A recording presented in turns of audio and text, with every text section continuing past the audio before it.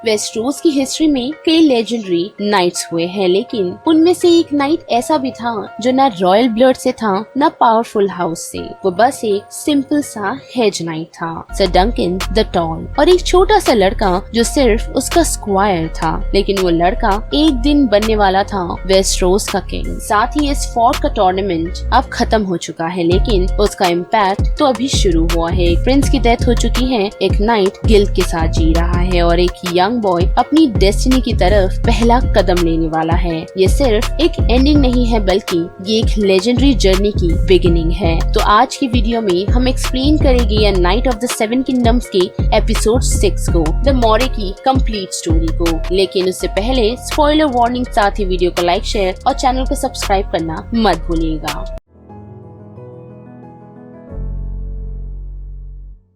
एस्फोर्ड मीडियो की शाम अब पहली जैसी नहीं रही। टूर्नामेंट खत्म हो चुका था। चेयर, एक्साइटमेंट, ग्लोरी सब खत्म हो गया है और सिर्फ उसकी जगह रह गया था दर्द और guilt. Sir Duncan the tall, जिसे सभी लोग डंक बुलाते थे, वो जिंदा तो है लेकिन बुरी तरह जख्मी। उसका बॉडी वूंड से भरा हुआ है तो वही उसका मन रिग्रेट से। उसके पास खड़ा था लियोनेल बराथियन, जिसे लोग लाफिंग स्टॉर्म भी कहते हैं। लियोनेल उसकी तरफ देखता है और अपने कैजुअल अंदाज में उसे एक ड्रिंक ऑफर करता है। वो कैजुअली कहता है कि टूर्नामेंट अमेजिंग था, लेकिन अब सब कुछ खत्म हो गया है और घर लौटना हमेशा बोरिंग होता है। फिर लियोनेल डंक को इनवाइट करता है कि वो स्टॉर्म्स एंड्स उसके साथ चले। वो कहता है कि वहाँ वो हंट करेगी, सेल करेगी और एक अच्छी जिंदगी जिएगी। ये वो अपॉर्चुनिटी थी जिसके लिए डंक जैसे हेज नाइट नॉर्मली कुछ भी कर सकते हैं, लेकिन डंक का जवाब अनएक्सपेक्टेड था। वो कहता है कि वो जहाँ भी जाता है वह सिर्फ पेन और सफरिंग ले आता है, और उसके वर्ड्स क्लियरली यही दिखाते हैं कि प्रिंस बियोलर की डेथ ने उसे अंदर से तोड़ दिया है। लियोनेल उसे समझाने की कोशिश भी करता है। वो कहता है कि डंक ने गलत नहीं किया, बियोलर ने खुद चूज किया था उसके साथ फाइट करना, लेकिन डंक के लिए ये बात एक्सेप्ट करना इजी नहीं था।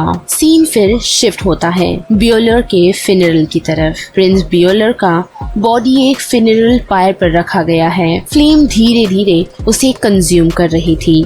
एस्फोर्ड मीडियो के सब लोग इस लॉस का वेट फील कर पा रहे थे। प्रिंस मेकर भी वहाँ मौजूद था।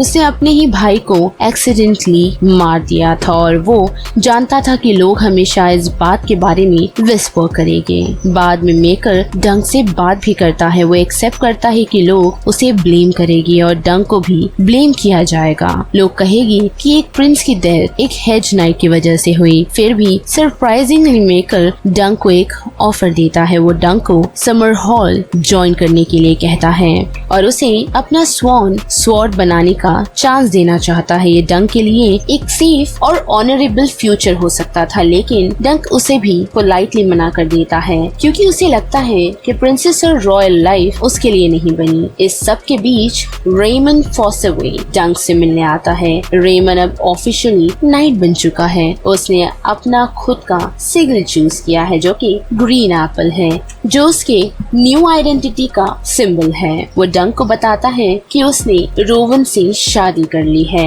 रोवन प्रेग्नेंट भी है और रेमन जेन्युइनली खुश है अपनी न्यू लाइफ को लेकर, साथ ही होपफुल भी। रेमन डंक की हॉर्स स्वीट फूट वापस लाता है जो डंक ने पहले आर्मर खरीदने के लिए सेल कर दिया था, लेकिन डंक उस हॉर्स को रेमन को गिफ्ट कर देता है क्योंकि उसे लगता है कि स्वीट फूट रेमन के साथ ज्यादा बेटर लाइफ जिएगा। मीनवाइल प्रिंसेस विलार अपने फादर बियोलर की डेथ से डिवास्टेटेड है। उसे समझ नहीं आ रहा कि एक हेज नाइट के लिए उसके फादर ने अपनी लाइफ क्यों रिस्क की। प्रिंस मेकर भी इंटरनली स्ट्रगल कर रहा है, लेकिन वो अपनी इमोशंस ओपनली शो नहीं करता। इस सब के बीच एक प्रिंस एगॉन भी डीपली इफेक्टेड है। जब डंक उसे बताता है कि वो उसे अपना स्क्वायर नहीं बना सकता, जो बात सुनकर एग हर्ट और हार्ट ब्रोकन हो जाता है। एग अपने रूम में वहाँ से निकलता है और मिरर में अपने व्हाइट टारगेरियन हेयर को देखकर डिस्टर्ब हो जाता है। उसे डर लगने लगता है कि कहीं वो भी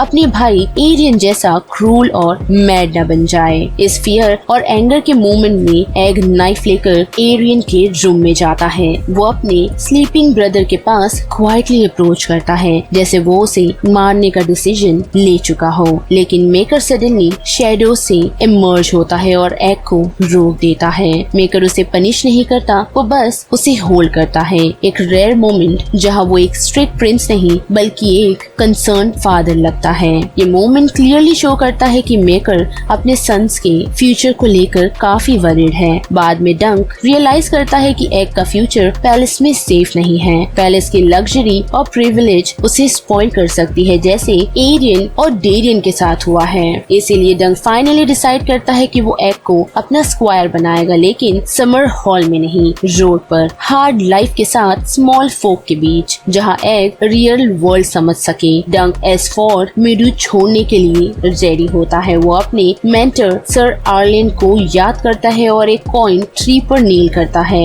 एज एन ट्रेडिशन के तौर पर। वो अपने हॉर्स पर राइड करना स्टार्ट करता है, अनश्योर कि वो नेक्स्ट कहाँ जाएगा। और अब एग उसे कॉल करता है। एग ग्रीन क्लॉथ पहने हुए खड़ा होता है, ready to leave everything behind. वो डंक को बताता है कि वो उसका स्क्वायर बनने के लिए रेडी है और डंक उसे खुशी खुशी एक्सेप्ट करता है। एग उसे पूछता है कि वो कहाँ जा रहे हैं। डंक कहता है कि वो 7 किंगडम्स में कहीं भी जा सकते हैं। एग करेक्ट करता है 9 किंगडम्स। वो ऐसा कहता है और फिर कामली सब किंगडम्स काउंट करता है। ये मोमेंट शो करता है कि एग अब ऑफिशियली अपनी जर्नी स्टार्ट कर चुका है, एक प्रिंस के रूप में नहीं बल्कि एक स्क्वायर के रूप में। डंक और एग साथ में राइड करते हुए एस्फोर्ड मीडू छोड़ देते हैं, एक हेज नाइट और एक रनअवे प्रिंस। उन्हें पता नहीं था कि फ्यूचर में वो क्या बनेंगे, लेकिन ये जर्नी उनकी डेस्टिनी डिफाइन करेगी। और वही दूसरी तरफ एंग्री मेकर रियलाइज कर पाता है कि उसका छोटा बेटा एग गायब है। और इस तरह एस्फोर्ड मीडू की कहानी यही खत्म होती है। एक हेज नाइट जिसके पास न नाम था